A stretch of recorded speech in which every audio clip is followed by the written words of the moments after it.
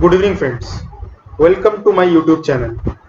Friends, जैसे कि हमने कहा था, ईवे बिल पे एक डिटेल्ड सीरीज हम स्टार्ट कर रहे हैं फ्रॉम ए टू इन्फिनिटी, क्योंकि आगे भी तो उस पर बहुत सारे अमेंडमेंट्स वगैरह आते रहेंगे, न्यू रूल्स आते रहेंगे, तो एकदम स्टार्ट कर रहे हैं। फ्रेंड्स, लास्ट वीडियो सीरीज 1 में हमने डिस्कस किया था रूल 138E। उसका इन शॉर्ट था no GST return equal to no e way bill. अगर आपके सप्लायर ने जीएसटी रिटर्न फाइल नहीं किया है लास्ट 2 कॉन्सेक्यूटिव क्वार्टर और पीरियड, आपको ईवे बिल जनरेट करने नहीं दिया जाएगा।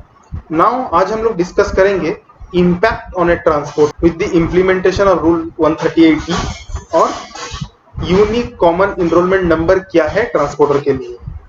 फ्रेंड्स, ट्रांसपोर्टर जब से ईवे बिल आया है जीएसटी रिजिम में, ट्रांसपोर्ट को 2 कैटेगरी में डिवाइड कर दिया गया है। 1 जीएसटी रजिस्टर्ड ट्रांसपोर्टर, जो ट्रांसपोर्टर क्या ना जीएसटी में रजिस्टर्ड है। Second is e-way bill enrolled transporter, मतलब जो जीएसटी में रजिस्टर्ड तो नहीं है बट वो ट्रांसपोर्ट सर्विस प्रोवाइड करने के लिए ईवे बिल सिस्टम के रोल आउट को मानने के लिए ईवे बिल पोर्टल में अपने आप को इनरोल करा रहा है। ये 2 कैटेगरी है।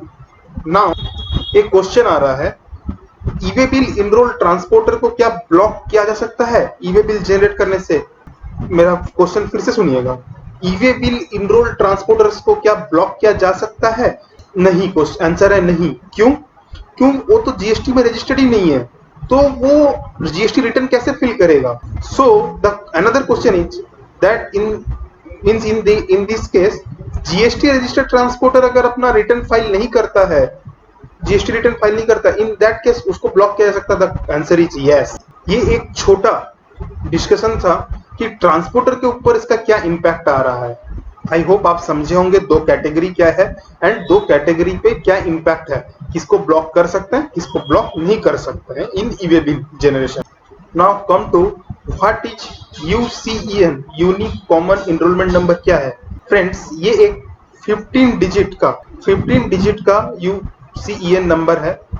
ये ट्रांसपोर्टर्स को असाइन किया जाता है। अगर कोई ट्रांसपोर्टर एक से ज्यादा स्टेट पे, 3 स्टेट्स पे अगर एनरोल्ड अपना जीएसटी रजिस्ट्रेशन है, उसको ऑल ओवर इंडिया में सर्विस देना है। गवर्नमेंट ने ये सर्विस को अच्छे से चालू रखने के लिए, कोई हार्श हटाने के लिए, इसे ऑफ डूइंग बिजनेस के लिए एक ट्रांसपोर्टर्स के लिए एक यूसीईएन नंबर क्या है? ये एक 15 डिजिट नंबर होता है। ये एक यूनिक नंबर है। आप ऑल ओवर इंडिया में बिजनेस कर सकते हैं फ्रॉम दिस यूसीईएन नंबर। इससे आप अपने जीएसटी ईवे बिल का जनरेशन या ईवे बिल का एक्सटेंशन, सब सारा फैसिलिटी आपको मिलेगा थ्रू दिस 15 डिजिट नंबर।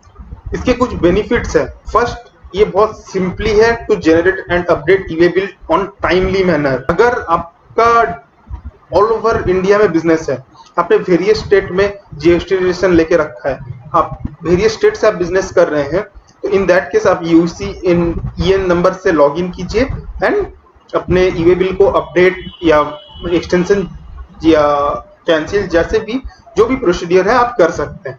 ये एक सेकेंडली ये टाइम सेविंग मूव है एंड सेव मनी। ट्रांसपोर्टर के मनी भी सेवर, क्यों? ये एक लोकेशन से सारे काम हो सकते हैं थ्रू यूसीईएन के थ्रू। यूसीईएन आपको कैसे मिल सकता है? ट्रांसपोर्टर को अप्लाई करना पड़ेगा फॉर्म जीएसटीईएन 02।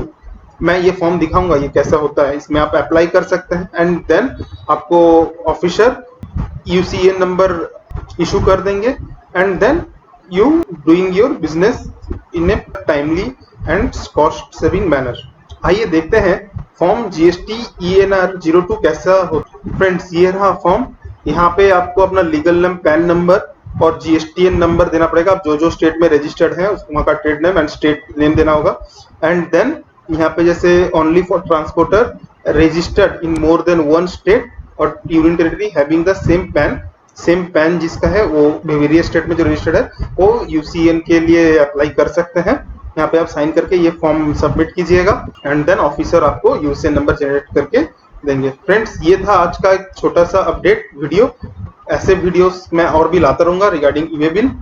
इसके लिए चैनल को फॉलो कीजिए, बेल आइकन को हिट कीजिए, सब्सक्राइब कीजिए। Thank you for watching this video.